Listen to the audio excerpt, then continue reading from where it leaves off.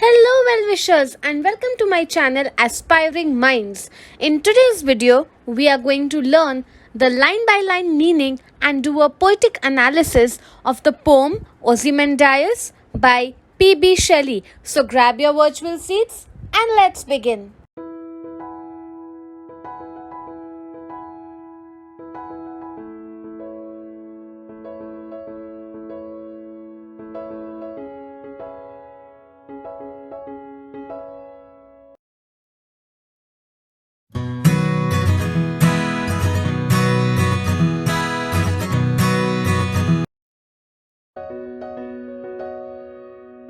P.B. Shelley, full name being Percy Bysshe Shelley, lived between the years 1792 to 1822. He was a famous romantic poet who was known for bringing new inventions to poetry, right? He was married to someone known as Mary Shelley, and she was the author of a famous novel that is quite popular called Frankenstein.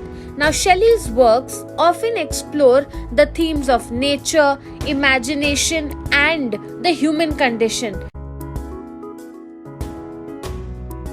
Now, one thing that you need to make note of, P.B. Shelley being a romantic poet, there was a tendency among all romantic poets that they had a fascination for the ancient things, whether it is the ancient ruins, and they often mention this in their works. We have Ozymandias, and the central message of this poem is that it explores the theme of impermanence of human part, that human beings are powerless when it comes to life and death, and as human beings we are all subject to death and decay. It is not just the human body that is subject to death and decay, but each human being has a different timeline within which he or she lives and dies, and human achievements are also short-lived. Through the depiction of a once mighty king called Ozymandias, whose statue lies now in desert, Shelley is conveying a message about the nature of human glory, how it is a short-lived thing, and you should not, have a very grand aspect or a grand thought about it. At a glance, this is the poem for you. The poem is very short in length in the number of lines, so you have the word meanings here that you can keep a note of, and now we'll start decoding the meaning of the poem line by line. In the first line, the poet is beginning with the first person I. He begins by narrating a conversation with a traveler who has come from a distant or an ancient place, referring to the antique land. And what does he say? Two vast and trunkless legs of stone. The traveler is describing a scene in the desert where two colossal stone legs, the remains of a statue, are standing without a body. Half sunk, a shattered visage lies, whose frown. Now, half sunk means it's nearly, sunk, or it's nearly in the sand, and along with that, the visage or the face of the statue is visible, and wrinkled lip and sneer of cold command. So near the legs there lies the shattered and ruined face, which still bears the traces of frown and curled lip and a haughty commanding expression. That is, even though the statue is no longer in its proper place, it still has the demarcations intact, which tell us that the expression on the face of the statue was that of a frown, as if he was still in the form of a statue, trying to show that he had a very commanding and dominating nature.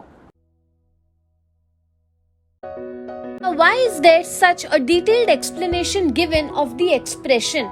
This is because the condition of the face suggests that the sculptor who designed this statue had perfectly and accurately captured the emotions and the character of the king Ozymandias, which yet survive stamped on these lifeless things, that is, the hand that mocked them and the heart that fed, the emotions, the traits, the feelings which the king had felt, have been accurately depicted on the statue, and they have been able to be preserved over time. It reflects, therefore, the skill of the sculptor, how he was so perfect in his art and he was able to capture the ambitions of the king in a very perfect manner.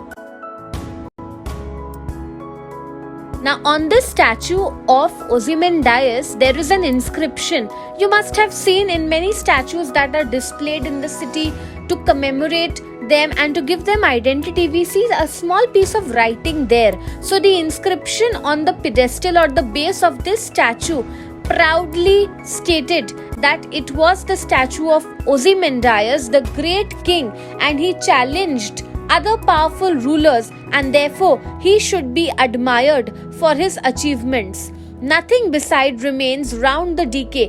However, the traveler's account also reveals that it is only the statue of this Ozymandias the king that remains, that too in a broken state, but there is no sign of any great civilization around the statue.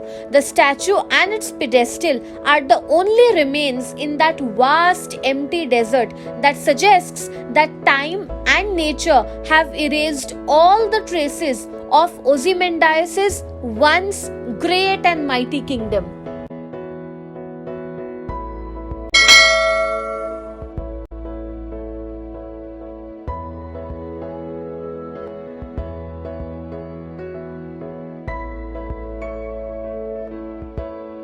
One of the most important themes of the poem is the passage of time.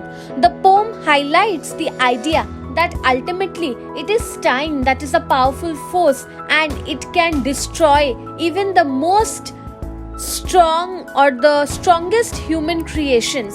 The statue of Ozymandias, which was once a symbol of his greatness, his majesty as the mighty and ever powerful ruler, is now in the state of decay. It has also been ruined. It has not been able to stand strong with the passage of time. The poem also highlights how one should not be proud and be lost in those thoughts thinking that everyone is admiring you. That is called being vain, when the word vanity over here means that you are too self-obsessed. So Ozymandias' inscription that is there on the pedestal reveals how proud and arrogant a ruler he was. The poem therefore serves to caution readers, you, me, everyone, that we should not do the mistake of indulging in being too proud, because human achievements are short-lived. Today you might be the king of the world, but tomorrow you might become a poor beggar. This was a very extreme example to be giving, but that is the nature of life. So you should be humble and grateful. The barren desert and the sands that surround the ruins of the statue symbolizes how nature is ultimately the ever-powerful force. It is in the form of nature that through time and other elements, nature can destroy even the mightiest, greatest, strongest of human creations and empires. And Ozymandias, since it is a statue, a symbol of the once mighty ruler, the poem shows the power of art to convey human emotions and the character of the human being. You can literally sit and write an entire character sketch of Ozymandias by just looking at the expressions of his face. So the skill of the sculptor is evident in the ability of the statue to convey his personality. Even though the king's empire has now crumbled, there are no traces of his empire left, but from the very expressions that have been captured by the sculptor, you can well imagine what kind of a king Ozymandias was and what kind of a ruler he was as he ruled over his kingdom.